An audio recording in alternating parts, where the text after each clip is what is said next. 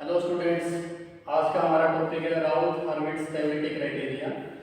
इसको हम यूज़ करते हैं किसी भी क्लोज लूप कंट्रोल सिस्टम की स्टेबिलिटी को चेक करने के लिए कि जो हमारा गिवन सिस्टम है वो स्टेबल है या अनस्टेबल है। तो उसके लिए हम ये मेथड यूज़ करते हैं राउथ स्टेबिलिटी क्राइटेरिया, या फिर हम इसको बोलते हैं राउथ-हर्विट्ज स्टेबिलिटी क्राइटेरिया।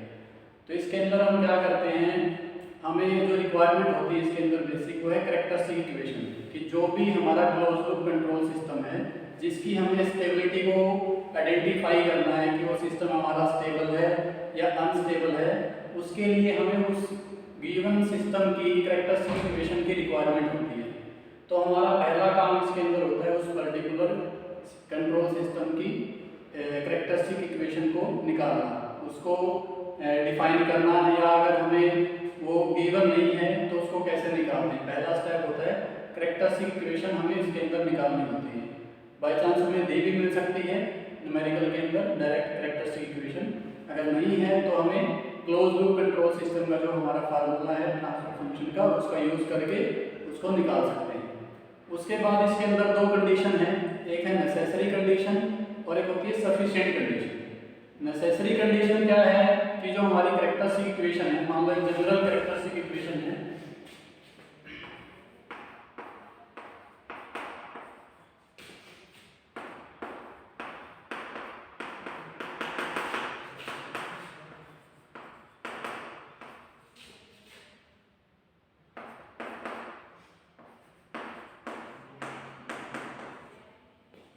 ये कोई हमारी nth ऑर्डर कैरेक्टरिस्टिक इक्वेशन है जिसका ऑर्डर है nth ऑर्डर कैरेक्टरिस्टिक इक्वेशन हमने ली।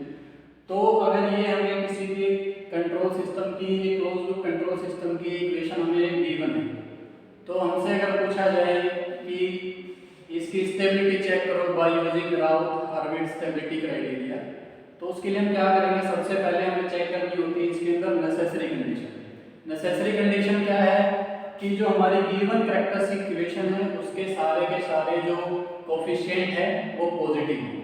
First condition is all the coefficient of the characteristic equations are positive. तो इसके अंदर देखो सारे जो कोफिशिएंट है हमारे Sn s power n-1 up to s1 plus s0, सारे के सारे जो हमारे कोफिशिएंट है all coefficients are of positive sign. तो पहली कंडीशन हमारी सेटिस्फाई होती है यहाँ पे। दूसरा हमें क्या चेक करना होता है इसके अंदर नेसेसरी कंडीशन के अंदर कि कोई भी मिसिंग टर्म ना हो। जो हमारी गिवन कैरेक्टरिस्टिक इक्वेशन है उसके अंदर बीच में कोई भी इन बिटवीन मिसिंग टर्म ना हो। कि मान लो हमारी इक्वेशन है फोर्थ ऑर्डर, तो उसके बाद थर्ड ऑर्डर आई, फिर सेकंड, फिर फर्स्ट, फिर जीरो। ऐसा ना हो कि फोर्थ ऑर्डर इक्वेशन है s पावर 4 के बाद सीधा s स्क्वायर आ जाए, बीच में मतलब s क्यूब की टर्म मिस है, तो ऐसा ना हो। सारे के सारे जो हमारे कोई भी टर्म इसके अंदर मिस ना हो, all coefficients are positive and there is no missing term. ये दो हम चीजें चेक करते हैं इसके अंदर नेसेसरी कंडीशन के अंदर। तो इस इक्वेशन के अंदर हमारी दोनों कंडीशन फुलफिल हो रही है कि ना तो यहाँ पे कोई भी हमारा जो कोफिशिएंट है वो नेगेटिव नहीं है, सारे के सारे जो कोफिशिएंट है वो पॉजिटिव हैं, और दूसरा कोई भी मिसिंग टर्म नहीं है। तो हमारी जो नेसेसरी कंडीशन है पहले वो हमारी यहाँ पे सेटिस्फाई हो रही है। उसके बाद हमें चेक करनी होती है sufficient condition. Second is sufficient condition. Sufficient condition के अंदर हम क्या करते हैं, राउथ एरे ड्रा करते हैं। जो भी हमारी गिवन कैरेक्टरिस्टिक इक्वेशन है उसका राउथ एरे ड्रा करते हैं, राउथ टेबल या राउथ एरे जिसको हम बोलते हैं। और उस राउथ एरे के अंदर हम फिर जो हमारा पहला जो कॉलम आता है उस राउथ टेबल या उस राउथ एरे का, उस पहले कॉलम के, उस फर्स्ट कॉलम के जितने भी एलिमेंट्स हैं उनको चेक करते हैं, उनके साइन चेक करते हैं। अगर सारे के सारे जो एलिमेंट्स हैं फर्स्ट कॉलम के वो सभी सेम साइन के हैं तो हमारा सिस्टम स्टेबल है। अगर वो डिफरेंट साइन है, कहीं पे साइन चेंज हो रहा है कि मान लो 4 एलिमेंट हैं, टोटल 4 हमारे एलिमेंट्स आते हैं फर्स्ट कॉलम के अंदर 1 2 3 4 कुछ भी करके, तो अगर मान लो सबके साइन सारे या तो अगर पॉजिटिव हो या सारे नेगेटिव है तो इसका मतलब हमारा सिस्टम स्टेबल है। अगर मान लो उनमें से पहले 3 एलिमेंट हमारे पॉजिटिव हैं, उसके बाद फोर्थ एलिमेंट जो हमारा है अगर नेगेटिव है तो इसका मतलब हमारा सिस्टम है अनस्टेबल। और हमें साथ में मेंशन भी करना है कि कितने बार साइन चेंज हुआ, 1 टाइम साइन चेंज है, 2 टाइम साइन चेंज है, और उसके बाद हमारा सिस्टम में क्या होगा, अनस्टेबल हो जाएगा। If there is no sign change तो सिस्टम क्या होगा हमारा स्टेबल। ठीक है, तो जैसे इसका राउट है फिर हमें कैसे ड्रा करना है। राउट है ड्रा करने के लिए सबसे पहले हम लेंगे जो हाईएस्ट जो हमारी पावर है, जो हमारा पॉलिनोमियल है s, तो s raise to the power n। ठीक है, तो ये n उसके बाद अल्टरनेट करके, जैसे मान लो n की वैल्यू n है हमारी 4, n की वैल्यू 4 है, तो उसके बाद n s स्क्वायर s0, तो वो जो जितनी भी टर्म्स हैं उनके यहाँ पे कोएफिशिएंट हम लिखेंगे। जैसे s n के साथ क्या है a0, फिर उसके बाद क्या आएगा a2, उसके बाद a4, ऐसे करते करते अप टू कहां तक an तक। ठीक है, उसके बाद सेकंड हाईएस्ट जो पावर है हमारी वो क्या है s raise to the power n-1, तो वो सेकंड रो के अंदर लिखेंगे। इसके अब जितने भी अल्टरनेट जो हमारे एलिमेंट्स हैं उनके जो कोएफिशिएंट है वो हम यहाँ पे लिखेंगे। तो इसका क्या है साथ में a1, उसके बाद आगे क्या आएगा a3, a5 up to an-1। ठीक है, ये दो रो तो हमें कहां से मिलेंगी, जो भी हमें गिवन कैरेक्टरिस्टिक इक्वेशन होगी वहां से ये पहली दो रो तो हम लिख लेंगे राउट है। उसके बाद हमें बाकी रो निकालनी है, जैसे यहाँ पे sn-2 निकालना है, sn-3 निकालना है, तो कहां तक जाएंगे s0 तक, लास्ट में हमें s0 तक इसकी वैल्यू निकालनी है। तो जैसे जो हमें थर्ड रो निकालनी है, थर्ड रो निकालने के लिए हम क्या करेंगे, ऊपर वाली दोनों रो का यूज करेंगे, sn और sn-1 वाली जो ये दोनों रो हैं इनका यूज करके sn-2 वाली रो हम निकालेंगे। तो इसके लिए क्या करना है, a1 मल्टीप्लाई विद a2, ये पहला जो एलिमेंट निकालने के लिए a1 into a2 minus a0 into a3, और डिवाइड बाय किससे करना है, सेकंड रो के फर्स्ट एलिमेंट से, यानी a1 से। ठीक है, उसके बाद जो सेकंड एलिमेंट यहां पे निकालना होगा उसके लिए क्या करेंगे, उसके ऊपर वाला जो कॉलम है ये, उसको हम नेग्लेक्ट कर देंगे, पहला और तीसरा जो कॉलम है वो लेके हम सेकंड एलिमेंट निकालेंगे, यानी a1 into a4 minus a0 into a5, और डिवाइड बाय किससे करना है, फर्स्ट एलिमेंट से। जब हम कोई भी एक रो निकाल रहे हैं, जैसे अभी sn-2 की जो रो निकाल रहे हैं, तो इसके जब एलिमेंट निकालेंगे तो सबके जो डिवाइड बाय जो एलिमेंट आएगा वो कौन सा आएगा, उसके जस्ट ऊपर वाली रो का पहला एलिमेंट यानी a1, तो यहाँ पे भी क्या आएगा a1। इसी तरीके से जब ये आगे थर्ड एलिमेंट निकालेंगे रो का, तो ऊपर वाला जो थर्ड कॉलम है उसको नेग्लेक्ट कर देंगे, उसके लिए फिर हम पहला जो कॉलम है वो कॉमन रहेगा हर एक में, पहला कॉलम कॉमन, और उससे आगे आगे वालों को नेग्लेक्ट करते जाएंगे। अब जैसे ये कॉलम रहेगा थर्ड एलिमेंट के लिए, और यहाँ पे जो भी होगा a6 और a7 उसकी हेल्प से हम यहाँ पे नेक्स्ट एलिमेंट निकालेंगे।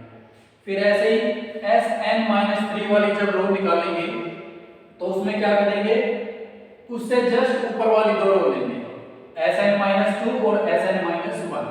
अब इसको भूल जाएंगे sn को, यानी जो भी हमें रो निकालनी है राउट हेड की, उसके लिए उससे जस्ट ऊपर वाली दो रो लेके हमें चलनी है। जब sn-4 निकालेंगे तो sn-3 और sn-2 लेंगे। तो इस तरीके से हमें ऐसे करते करते ये राउट हेड ड्रा करते जाना है। ठीक है, उसके बाद फिर हमें ये फर्स्ट कॉलम चेक करना है कि इस फर्स्ट कॉलम के जो एलिमेंट आएंगे उनके साइन चेक करने हैं कि अगर सारे के सारे जो एलिमेंट हैं अगर वो सेम साइन के हैं तो इसका मतलब जो हमारा गिवन कंट्रोल सिस्टम है जिसकी भी हमें कैरेक्टरिस्टिक इक्वेशन दे रखी है वो स्टेबल है। अगर कहीं पे भी किसी भी एलिमेंट का साइन चेंज है तो हमें मेंशन कर देना है कि कितने टाइम साइन चेंज हुआ, 1 टाइम, 2 टाइम या 3 टाइम, और हमारा सिस्टम क्या हो जाएगा, अनस्टेबल। मान लो पहले दो एलिमेंट प्लस है, उसके बाद तीसरा एलिमेंट आ जाता है हमारा माइनस का, उसके बाद फिर प्लस आ जाता है, तो इसका मतलब क्या हुआ, साइन चेंज हो रहा है फर्स्ट कॉलम के एलिमेंट्स का। और वो कितनी बार चेंज हुआ, मान लो पहले प्लस है, फिर माइनस है, फिर प्लस है, तो तो हमारा वो दो बार साइन चेंज हुआ, पहले प्लस से माइनस फिर माइनस से प्लस, तो लिख देंगे there are two time sign change so the system is unstable. ठीक है, तो हम एक एग्जांपल लेते हैं इसके अंदर।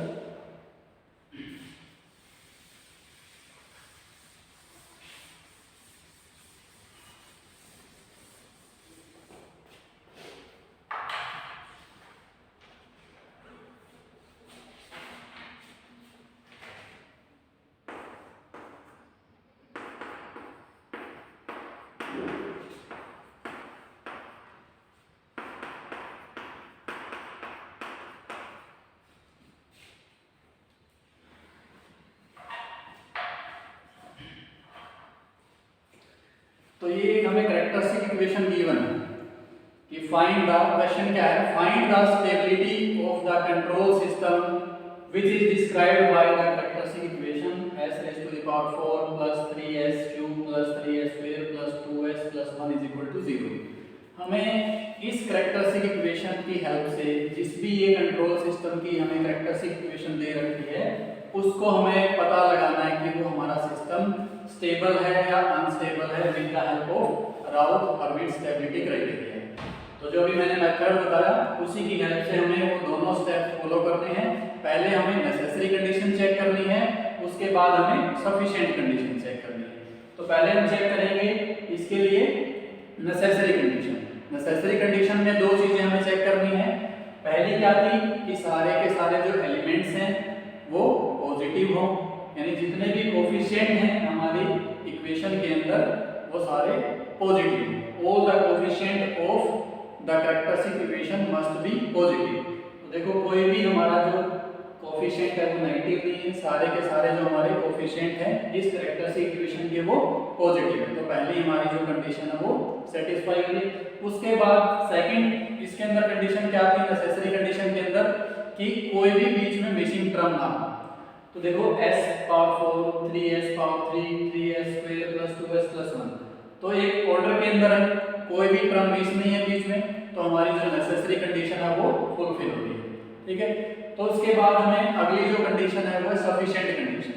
तो सफिशिएंट कंडीशन हमें क्या करना है, इस कैरेक्टरिस्टिक इक्वेशन का राउथ एरे ड्रा करना है और उस राउथ एरे को ड्रा करने के बाद उसकी सारी जितनी भी रोज हैं अप टू s0 तक वो निकालनी है और उस राउथ एरे या उस राउथ टेबल के अंदर जो हमारा फर्स्ट कॉलम है उसके एलिमेंट्स को चेक करना है कि वो सारे सेम साइन के हैं या नहीं है, उससे हमें उसकी स्टेबिलिटी का पता लगेगा। तो इसका राउथ एरे ड्रा करेंगे। पहले हमारा जो ये इक्वेशन है जिस भी कंट्रोल सिस्टम की उसका ऑर्डर कितना है, फोर्थ ऑर्डर इक्वेशन है। तो सबसे पहले यहाँ पे लिखेंगे s power 4 power means even power है। तो जो इवन पावर जितनी भी है जिन जिन पॉलिनोमियल की उनके कोफिशिएंट हम पहली रो के अंदर लिख देंगे। तो s पावर 4 इसके साथ में कोफिशिएंट क्या है 1, उसके बाद s स्क्वायर इसके साथ में कोफिशिएंट क्या है 3, उसके बाद यहाँ पे 1 के साथ में क्या है s पावर 0 यानी वो भी इवन है तो उसका कोफिशिएंट क्या है 1। फिर उसके बाद सेकंड हाईएस्ट टर्म कौन सी है s क्यूब यानी 3 पावर है मींस ओड। तो ओड पावर वाले जो पॉलिनोमियल्स हैं उनके कोफिशिएंट हम सेकंड रो के अंदर लिखेंगे। s क्यूब के साथ में क्या है 3, फिर s पावर 1 के साथ क्या है 2, आगे कोई एलिमेंट नहीं है यहाँ पे हम 0 लिख देंगे। ठीक है, उसके बाद ये दो रो जो हमारी आई ये तो हमें जो गिवन कैरेक्टरिस्टिक इक्वेशन थी हमारी उससे पता लग जाएगी। ठीक है, उसके बाद अब हमें निकालना है s पावर 2 s पावर 1 और s पावर 0, ये तीन रो हमें निकालनी है जैसा कि अभी मैंने जनरल जो एग्जांपल लिया था उसी सेम तरीके से। अब जैसे ये पहला एलिमेंट हम निकालेंगे s स्क्वायर वाली जो रो है इसका ये फर्स्ट एलिमेंट निकालेंगे, तो इसके लिए हम क्या करेंगे इससे ऊपर वाली दो रो लेंगे। कौन कौन सी s क्यूब और s पावर 4 वाली रो, इन दोनों रो की हेल्प से हम s स्क्वायर वाली रो निकालेंगे। तो ये पहला एलिमेंट निकालने के लिए क्या करना होगा हमें ऊपर वाले दो कॉलम लेने होंगे फर्स्ट और सेकंड। तो 3 into 3